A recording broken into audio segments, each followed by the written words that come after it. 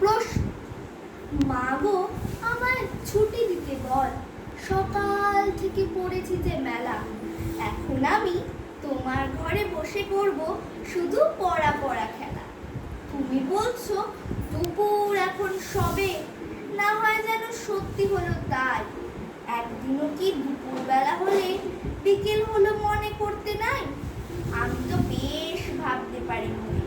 সূর্যি ডুবে গেছে মাঠের শেষে, বালতি বুড়ি চুপড়ি ভরে নিয়ে শাক তুলেছে পুকুর ধারে এসে, আদার হলো মাদার গাছের তলা, কালি হয়ে এলো দিঘির জল, হাটের থেকে সবাই এলো ফিরে, মাঠের থেকে এলো চাষির দল। মনে কর না উঠলো সাজের তারা, মনে কর না সন্ধে হলো যেন, রাতের বেলা দুপুর যদি হয়, দুপুর বেলা রাত